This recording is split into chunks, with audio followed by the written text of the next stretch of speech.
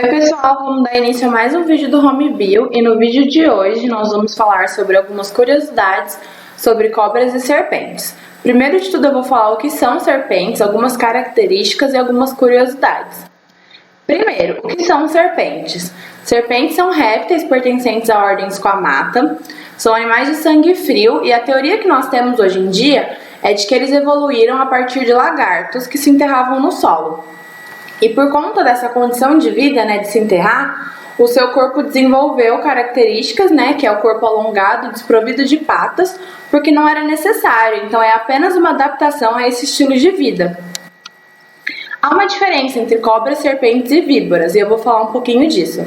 As cobras são aqueles animais que a gente se refere, que são pertencentes da família Columbridae.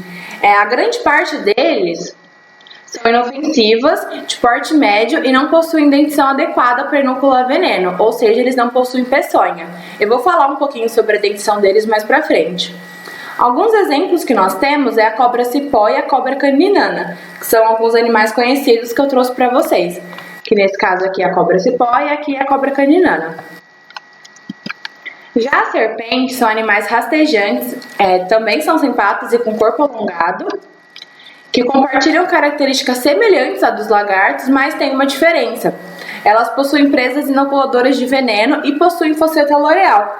A fosseta loreal é um órgão termorreceptor, ou seja, a partir dessa fosseta eles conseguem sentir o ambiente. Então, a gente pode falar que todas as cobras são serpentes, mas nem todas as serpentes são cobras, porque para ser uma serpente é necessário ter essa presa inoculadora. E para ser cobra, não. Já as víboras são serpentes do tipo venenosa. Geralmente elas possuem uma cabeça de forma triangular e também possuem peçonha, como eu disse para vocês. Essa classificação costuma dar bote em suas presas, são um pouco mais agressivas e são considerados os répteis mais venenosos existentes hoje em dia. Alguns exemplos é a jararaca e a surucucu, que a gente sabe que são animais venenosos e perigosos para o ser humano, As cobras e serpentes, elas podem ser ovíparas ou vivíparas. As ovíparas são aquelas que botam ovos, ou seja, são animais de fecundação interna ou externa e após um tempo as fêmeas liberam seus ovos para acabar o desenvolvimento.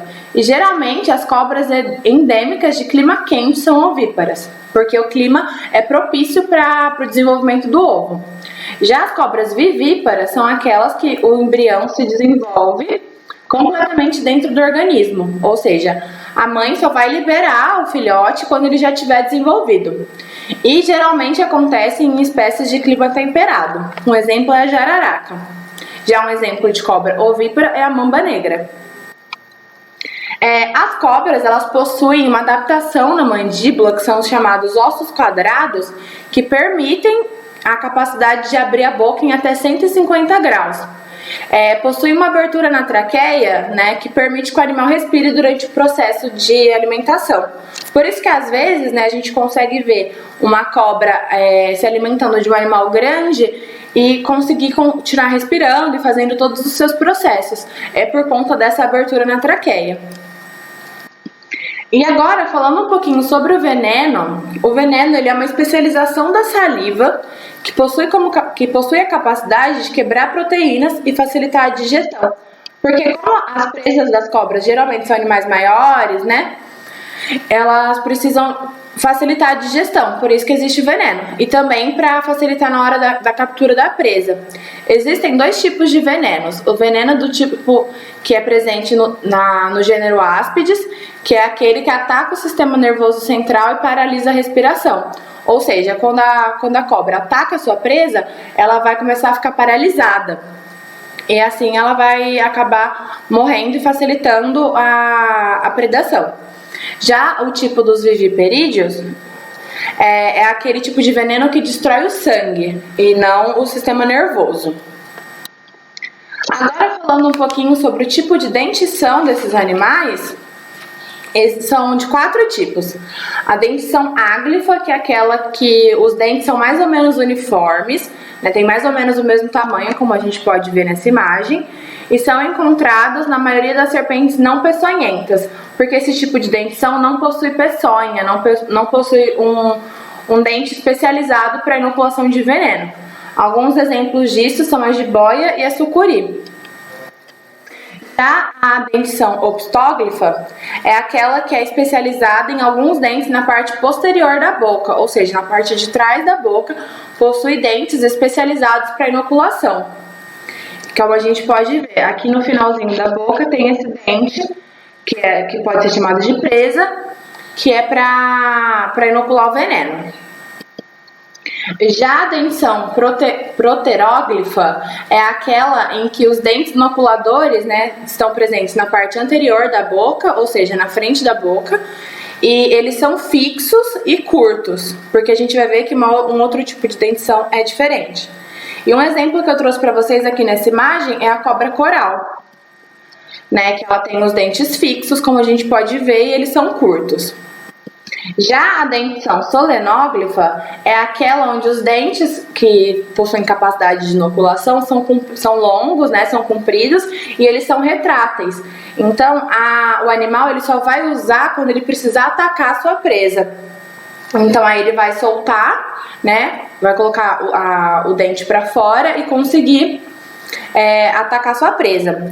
É localizado na parte anterior da boca também, e um exemplo é a jararaca e a cascavel.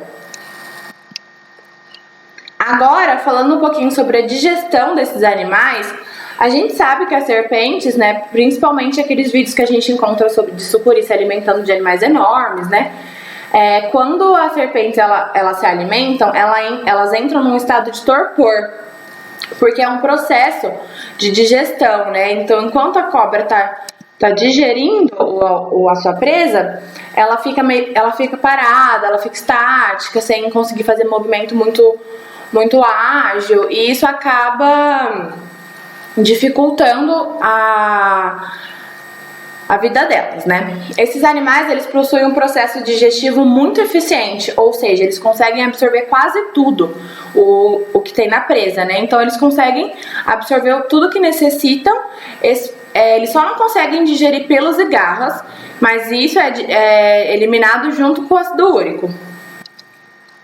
Agora, falando sobre o sentido das cobras, né? Elas não possuem pálpebras, então elas não piscam. O que elas têm é uma camada transparente por cima dos olhos, que é para o olho não ressecar, né, essas coisas. Por isso que muita gente fala que a cobra ela tem a capacidade de hipnotizar suas presas, porque ela olha fixamente, né, porque ela não pisca, então o olhar fica fixo num lugar só. Elas também não têm canais auditivos, então as cobras são surdas. Mas, por conta da ausência desse sentido, os outros são mais desenvolvidos, o que é um benefício para esse animal. E elas também possuem uma língua bífida, que serve como se fosse um GPS para esses animais, que através dessa língua bífida e do movimento de colocar e tirar da boca, elas conseguem sentir o ambiente, localizar suas presas, né? O que facilita bastante.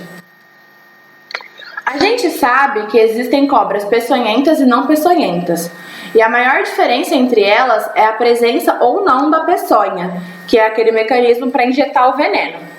Geralmente, o que eu vou falar aqui para vocês agora não é 100% verdade, não é presente em todas as espécies venenosas ou não venenosas, né, peçonhentas ou não peçonhentas, mas eu vou dar uma ideia para a gente poder saber quando encontrar uma cobra, saber se ela é peçonhenta ou não. Geralmente, as cobras peçonhentas, elas possuem a cabeça triangular e bem destacada. Já as que não são, possuem a cabeça pequena, alongada e que não tem tanto destaque. Os olhos de uma cobra peçonhenta são pequenos e a pupila tem uma fenda vertical, que é aquele olho pequenininho, sabe? Em que parece uma linha só, né? Já na cobra não venenosa, os olhos são grandes. Nas cobras peçonhentas, há presença de fosseta loreal, como eu já expliquei para vocês, e na cobra não venenosa, não. Nas cobras venenosas, as escamas elas são alongadas e pontudas e tem um tamanho mediano. Já nas não venenosas, as escamas são achatadas. A cauda de uma cobra venenosa, ela se afina muito, bruscamente, assim. E já na cobra não venenosa, o alongamento é gradual, né? Desde o começo do corpo ela vai afinando, então não tem um afinamento tão brusco. E um estilo de vida é que a cobra venenosa, como ela consegue se defender com o veneno, quando ela é perseguida, ela tem o costume de atacar a sua presa, né? Ou o que ameaça ela. Já a cobra não venenosa, ela tem a tendência a fugir, né? Então essas são algumas diferenças da cobra peçonhenta para não peçonhenta. Eu trouxe como exemplo para vocês a Bothrops asper, que é a chamada jararaca de cabeça de lança, que é um animal raro, que é encontrado principalmente em centros e institutos de pesquisa, que pode chegar a 2,5 metros de comprimento, se alimentam de pequenos mamíferos e aves, e elas possuem esse nome por conta do formato da sua cabeça, que é bem triangular, então lembra uma ponta de uma lança. E essa espécie ela tem interesse médico, por conta do seu veneno, que acaba causando graves acidentes em humanos. E agora eu vou explicar para vocês um pouquinho sobre albinismo em serpentes, né? As serpentes que possuem o albinismo, elas possuem características típicas, que é a coloração avermelhada dos seus olhos, já que falta pigmentação suficiente para possuir cores fortes nos olhos. Só que além do albinismo, existem outras condições que também fornecem uma coloração diferenciada, que é o caso do xantismo, do piebalismo e do leucismo. O leucismo é a falta de uma pigmentação no geral, e o albinismo é só a falta de melanina. Então essa é a diferença entre eles. Pode ocorrer do corpo todo ser branco ou apenas algumas partes. Para a gente saber se uma cobra ela tem leucismo ou albinismo, é necessário que a gente observe a coloração dos seus olhos, porque as cobras que têm leucismo vão ter a cor dos olhos normais, né? A coloração é normal. Já as que têm albinismo, os olhos são rosados ou vermelhos. Agora, falando um pouquinho sobre o xantismo, que é esse caso aqui, ó, dessa cobra aqui, consiste na presença do pigmento consiste no pigmento da xantina, que é um pigmento que deixa o animal amarelado, com a cor amarela, que é o caso dessa cascavel que eu trouxe para vocês. E já o piebalismo é quando há a presença da pele branca que se mistura com a coloração normal, e com isso dá essa impressão aqui, ó. A cobra ela pode ser inteira branca e ter só a cabeça colorida, ou vice-versa. Então, quando há essa mistura de cores, é o chamado piebalismo. Aí aqui eu trouxe para vocês uma cobra albina, que ela tem uma coloração mais clara, só que a gente pode ver que a cor dos olhos dela são mais avermelhados, né? Então essa é a diferença entre esses tipos de condições. Agora falando um pouquinho sobre o gênero Asteres, que são aquelas conhecidas víboras das árvores, elas são encontradas apenas na África subsaariana, ou seja, é um animal raro de encontrar. É conhecida por ter escamas abertas, que dá aquela impressão do animal ser diferente, né? Um animal bem diferentão, assim. Os machos, eles chegam a 73 centímetros, enquanto as fêmeas, no máximo 58. Então, não são animais muito grandes. Os dentes inoculadores, né, as peçonhas, elas são projetadas para fora durante o ataque. E com isso, permite que o animal inocule uma quantidade de veneno maior. Já aqui, as víboras com chifres cauda de aranha é um animal muito diferente, né? Possui peçonhas e pertencem à família Viperidae. É uma espécie endêmica do oeste do Irã, então ela não é muito encontrada.